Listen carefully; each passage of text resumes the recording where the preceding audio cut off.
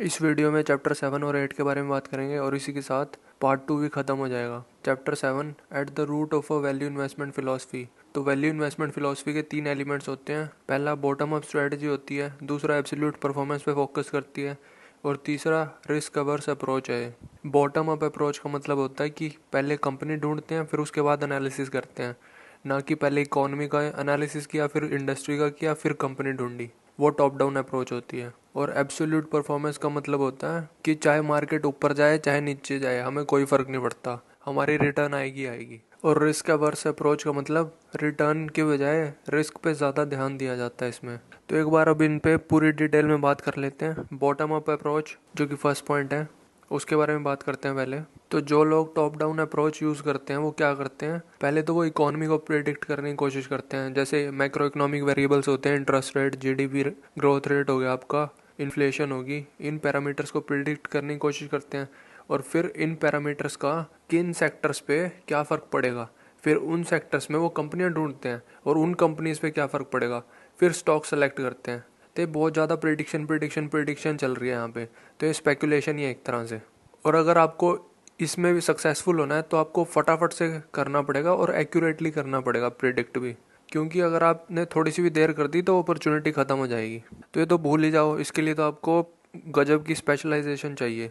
जबकि जो bottom up approach होती है उसमें आप कुछ प्रिडिक्ट करने की कोशिश नहीं कर रहे, आप कंपनी का भी कुछ प्रिडिक्ट नहीं करने की कोशिश कर रहे कि आगे क्या होने वाला है। आप क्या करते हो, सिर्फ एक बार्गेन खरीद लेते हो और फिर बस इंतज़ार करते हो।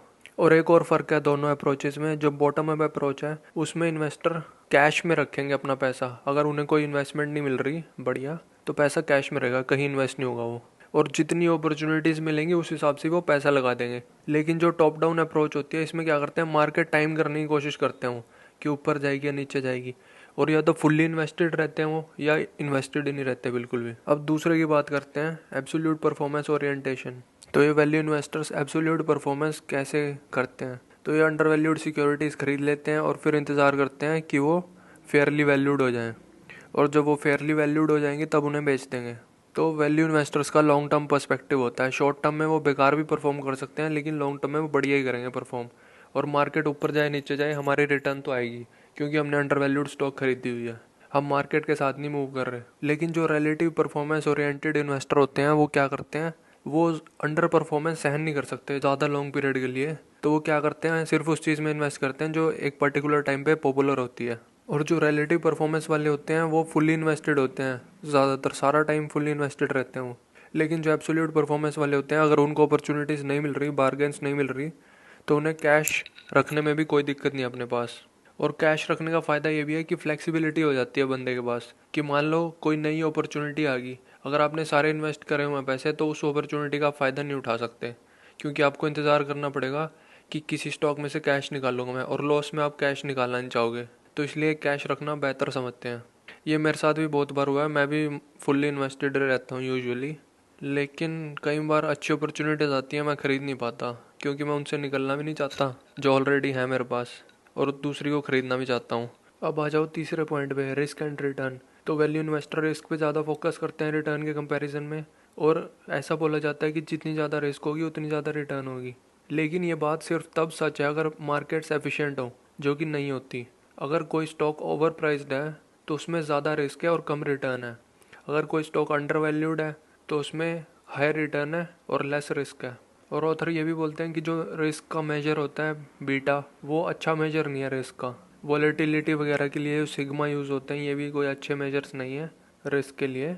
मार्जिन ऑफ सेफ्टी अच्छा मेजर है रिस्क के लिए। और अगर स्टॉक में टेम्परेरी फ्लक्चुएशन हो रही हैं, आपको टेम्परेरीली स्टॉक प्राइस कम हो गया, आपके ख़रीदने के बाद स्टॉक प्राइस टेम्परेरीली नीचे चला गया, तो डरने वाली कोई बात नहीं है, वो कोई रिस्क नहीं है अगर आप उसे ना बेचो तो। अगर आप बेच रहे हो तो फिर आपके लिए वो रिस्क थी। और वैल्यू इन्वेस्टर्स का प्राइमरी गोल होता है लॉस अवॉइड करना। और वैल्यू इन्वेस्टिंग के जो 3 एलिमेंट हैं जिनके बारे में हमने अभी बात की है, ये इस चीज़ को इंश्योर करते हैं कि हम लॉस अवॉइड कर सकते हैं।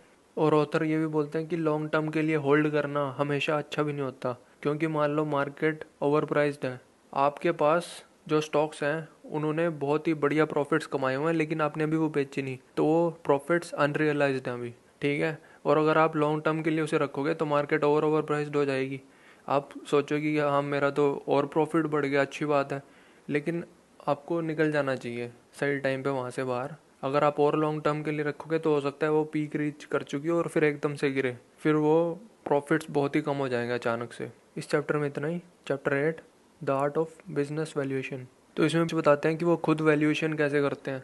इतने अच्छे से नहीं बताया उन्होंने, लेकिन जो भी बताया वो मैं आपको बता देता हूँ। वैल्यूएशन किसी भी बुक में मुझे ऐसा नहीं लगा कि बहुत ही अच्छे तरीके से समझाई हुई हो। बाकी सिक्योरिटी एनालिसिस बुक है बेंजामिन ग्राहम ने जो लिखी है, उसमें देखते हैं कितनी अच्छी तरह बताई है। अगली बुक वही होगी। इसमें ऑथर बोलते हैं कि इंट्रिंसिक वैल्यू है जो वो प्रिसाइसली कोई भी एस्टिमेट नहीं कर सकता, और जितना प्रिसाइसली आप एस्टिमेट करने की कोशिश करोगे उतनी ही फिर प्रिसाइसली वो इनएक्यूरेट भी होगी वैल्यू। ये जो कैलकुलेटर्स होते हैं, स्प्रेडशीट मॉडल्स यूज़ करते हैं लोग एनपीवी आईआरआर निकालने के लिए, 3-3 4-4 डेसिमल प्लेस तक। तो इनसे ना इल्यूजन लगती है कि मैंने करेक्टली मेजर कर दिया इंट्रिंसिक वैल्यू, जबकि वो सच्ची बात है नहीं। क्योंकि आपकी इंट्रिंसिक वैल्यू सिर्फ उतनी ही सही है जितनी सही आपके एजम्पशंस हैं, जितने सही तरीके से आपने कैश फ्लो एज्यूम किए हैं फ्यूचर वाली, और जितने सही तरीके से आपने डिस्काउंट रेट एज्यूम किया है। गार्बेज इन गार्बेज आउट, जैसी आपकी एजम्पशंस वैसी आपकी इंट्रिंसिक वैल्यू। तो फिर ऑथर बोलते हैं कि हमें इंट्रिंसिक वैल्यू प्रिसाइसली कैलकुलेट करने की भी कोई ज़रूरत नहीं है, बस एक रेंज देख लो कि इतने से इतने तक हो सकती है, और फिर आपको सिर्फ ये देखना है कि जो इंट्रिंसिक वैल्यू की रेंज है, शेयर प्राइस उस रेंज से काफ़ी नीचे है या नहीं। नीचे है तो अंडर वैल्यूड है स्टॉक, उससे काफ़ी ऊपर है तो ओवर वैल्यूड है। तो सेथ क्लारमैन 3 मेथड बताते हैं जो कि उन्हें यूज़फुल लगते हैं। पहला है गोइंग कंसर्न वैल्यू, दूसरा है लिक्विडेशन वैल्यू, और तीसरा है स्टॉक मार्केट वैल्यू। तो गोइंग कंसर्न वैल्यू का मतलब यही होता है अगर हम ये मान के चलें कि कंपनी चलती रहेगी फ्यूचर में भी। लिक्विडेशन वैल्यू का मतलब होता है कि कंपनी बंद होने वाली है। तो गोइंग कंसर्न वैल्यू में 2 मेथड होते हैं, प्रेजेंट वैल्यू एनालिसिस और दूसरा private market value. Private market value as a shortcut use करते हैं उधर, लेकिन वो बोलते हैं कि इतना रिलायबल नहीं है ये। और फिर लिक्विडेशन वैल्यू निकालने के भी 2 तरीके हैं, पहला है फायर सेल, दूसरा है ब्रेकअप वैल्यू। ब्रेकअप वैल्यू का मतलब होता है कि अगर हम तरीके से कंपनी के एसेट्स को डिस्पोज करें तो हमें मैक्सिमम कितने मिल सकते हैं। फायर सेल में तो कम से कम कितना मिल सकता है, और ब्रेकअप वैल्यू में ज़्यादा से ज़्यादा कितना मिल सकता है हमें उन एसेट्स के लिए। अब आ जाओ स्टॉक मार्केट वैल्यू पे। स्टॉक मार्केट वैल्यू का मतलब होता है कि जो कंपनीज के बिजनेसेस हैं, जो सब्सिडरीज हैं, अगर वो सेपरेटली ट्रेड कर रही होती मार्केट में तो उनकी कितनी वैल्यू होती। तो इसमें हम कंपेरेबल्स ढूंढते हैं सब्सिडरीज की, और फिर उस हिसाब से ही वैल्यूएशन करते हैं। तो अब थोड़ा डिटेल में चलते हैं इनकी। सबसे पहले गोइंग कंसर्न वैल्यू में प्रेजेंट वैल्यू एनालिसिस। तो प्रेजेंट वैल्यू एनालिसिस में आपको कैश फ्लो प्रिडिक्ट करने पड़ेंगे फ्यूचर में, और फिर सही तरीका यही है प्रिडिक्ट करने का कैश फ्लोज को कि आप कंजर्वेटिविज्म के साथ करें। आपके फोरकास्ट हैं जो डिस्काउंट रेट के, ग्रोथ रेट के, कैश फ्लोज के, वो कंजर्वेटिव होने चाहिए। मतलब ये नहीं है कि कैश फ्लो बेतुके ग्रोथ रेट से इंक्रीज हो रहे हैं, या फिर डिस्काउंट रेट बहुत ही कम एज्यूम किया हुआ है आपने। तो कंजर्वेटिविज्म का मतलब यही समझ में आता है मेरे कि डिस्काउंट रेट जो आपको लग रहा है इतना हो सकता है तो उससे थोड़ा ज़्यादा ही लेके करो वैल्यूएशन, और जो आपको ग्रोथ लग रही है इतनी होगी उससे कम ही लेके करो ग्रोथ, क्योंकि ये बहुत ही अनरिलायबल हो जाएगा अगर आपने असम्पशन थोड़ी सी भी इधर उधर कर दी। तो दूसरा होता है प्राइवेट मार्केट वैल्यू। तो इस मेथड में दिक्कत यह है कि जो रीसेंट ट्रांजैक्शन होती हैं जिनमें सिमिलर बिजनेस बिके होते हैं प्राइवेट मार्केट में, किसी ने खरीदे होते हैं किसी ने बेचे होते हैं, तो ज़रूरी नहीं है कि उन्हें खरीदने बेचने के लिए प्राइसेस रीजनेबल पे किया गया हो। Private market value analysis biased भी हो सकता है। जैसे 1980s में जब वो जंक बॉन्ड्स की हाइप चल रही थी तो कंपनीज ने जंक बॉन्ड इशू किए और जितना कैपिटल रेज करना चाहते थे उतना किया, और बहुत ही हाई प्राइस पे करके दूसरी कंपनी से एक्वायर की, क्योंकि जंक बॉन्ड सब खरीदने को तैयार थे। और जो प्राइवेट मार्केट वैल्यू एनालिसिस है इसमें आप दूसरी कंपनी के साथ कंपेयर कर रहे हो, तो वो भी तो प्रेजेंट वैल्यू एनालिसिस करके खरीदते बेचते होंगे। तो बेहतर यही है कि आप खुद ही कर लो वो प्रेजेंट वैल्यू एनालिसिस। ये सोचने की बजाय कि दूसरे ने क्या पे किया है किसी बिजनेस के लिए, आप ये सोचो कि आप कितना पे करोगे उस बिजनेस के लिए। फिर आ जाओ अब लिक्विडेशन वैल्यू पे। तो लिक्विडेशन वैल्यू में आप क्या कर सकते हो, current assets minus total liabilities, वही ग्राहम का नेट वर्किंग कैपिटल निकाल सकते हो सीधा ही, या फिर आप हर एक लाइन आइटम को देख सकते हो कि कितने में बिके गए, जैसे कि हमने value investing from Graham to Buffett and beyond में भी किया था, वैल्यू ऑफ एसेट्स निकालना। और फिर ब्रेकअप वैल्यू में क्या होगा कि आप ये देखोगे कि अगर हम सही तरीके से बिजनेस बंद करें अपना तो मैक्सिमम कितना मिल सकता है हमें अपने एसेट्स को बेच के। अब आ जाओ नंबर 3 स्टॉक मार्केट वैल्यू पे। तो ऑथर बोलते हैं कि सबसे रेलेवेंट यही होता है। तो स्टॉक मार्केट वैल्यू वो वैल्यू होती है जो बिजनेस की होल्डिंग्स से हमें मिलेगी अगर हम उसे बेचें मार्केट में। लेकिन इसमें भी आपको कंजर्वेटिज्म यूज़ करना पड़ेगा, क्योंकि कुछ आपकी सब्सिडरीज जैसी कंपनी होंगी जो बहुत ही हाई प्राइस पे बिकी होंगी, कुछ लो पे भी होंगी, तो उसमें आपको कंजर्वेटिव होना पड़ेगा, लो वाली ही चूज़ कर लो। तो कंजर्वेटिज्म में एक दिक्कत होती है कि जब आप पीछे देखते हो ना मुड़ के पास्ट में, तो आपको लगता है कि यार अगर मैं ये कर लेता ना तो सक्सेसफुल हो जाती मेरी ये वाली इन्वेस्टमेंट, मैंने ये अपॉर्चुनिटी मिस कर दी कंजर्वेटिज्म के चक्कर में। लेकिन अब ये बात भी याद रखो कि फिर आपने लॉस को भी अवॉइड किया, क्योंकि उस पर फिर लॉस भी हो सकता है कई बार, और अगर लॉस होगा तो बहुत बड़ा होगा। ये 3 वैल्यूएशन ख़त्म होगी। उसके बाद ऑथर रिफ्लेक्सिविटी थ्योरी की भी बात करते हैं, जिसके ऊपर जॉर्ज सोरोस ने बुक भी लिखी है, जिसके बारे में मैंने बुक्स ऑन इन्वेस्टिंग वाली वीडियो में भी बात की थी, द एल्केमी ऑफ फाइनेंस। इस बुक के बारे में बात करेंगे कभी। तो रिफ्लेक्सिविटी थ्योरी ये शो करती है कि जो स्टॉक प्राइस है वो अंडरलाइंग वैल्यू को भी इन्फ्लुएंस कर सकते हैं। जैसे कि अगर स्टॉक प्राइस कम है अंडरलाइंग वैल्यू से, तो अंडरलाइंग वैल्यू स्टॉक प्राइस के पास आ जाएगी। वैल्यू इन्वेस्टिंग में तो हम कह रहे हैं कि स्टॉक प्राइस अंडरलाइंग वैल्यू के पास जाएगा, लेकिन ये बोलते हैं कि कई बार ऐसा भी हो सकता है कि अंडरलाइंग वैल्यू ही स्टॉक प्राइस के पास चली जाए नीचे। तो हमें इस चीज़ का भी ध्यान रखना चाहिए कि ये भी एक पॉसिबिलिटी हो सकती है। जैसे कि ऑथर एग्जांपल देते हैं, फिर अगर कोई अंडर कैपिटलाइज्ड बैंक है और उसको फाइनेंसिंग चाहिए, और अगर उसका स्टॉक प्राइस हाई है तो उसे आसानी से पैसे मिल जाएंगे शेयर इशू करके, और वो एडिक्वेटली कैपिटलाइज्ड हो सकता है। मतलब ये सेल्फ फुलफिलिंग प्रोफेसी होगी एक तरह से, खुद ब खुद हो जाएगा ये। मतलब स्टॉक मार्केट कैरियर हो जाएगा तो हो जाएगा।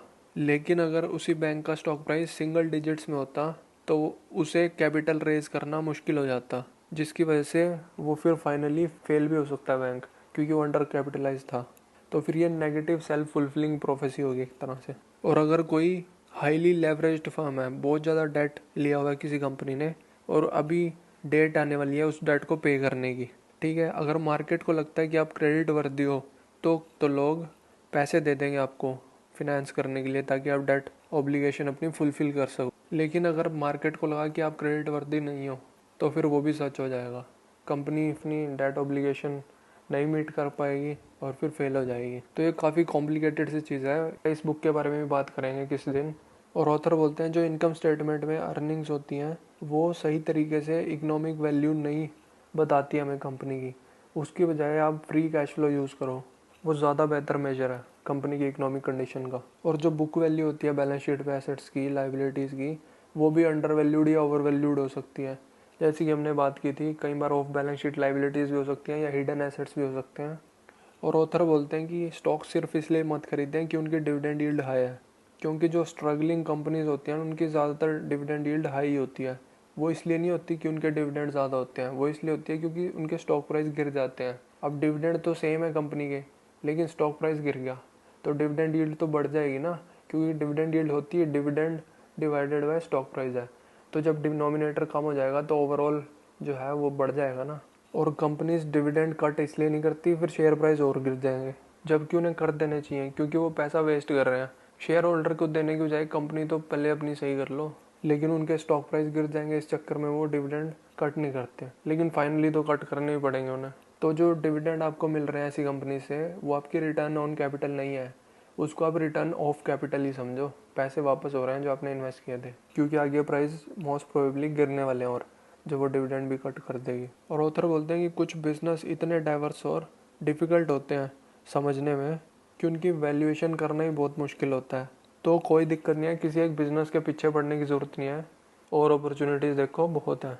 अगर कोई ऐसा बिजनेस है जिसकी आप वैल्यूएशन नहीं कर सकते, तो बहुत सारे ऐसे बिजनेस भी हैं जिनकी आप वैल्यूएशन कर सकते हो। हर एक बॉल पे बल्ला घुमाने की कोई ज़रूरत नहीं है, बॉल सही आए तो बल्ला घुमाओ, सिक्स मारो, नहीं तो छोड़ो, जाने दो बॉल को, कोई आउट नहीं हो रहा है। आप बोलने आती रहेंगी, बोलने आनी नहीं रुकेंगी। इस वीडियो में इतना ही, धन्यवाद।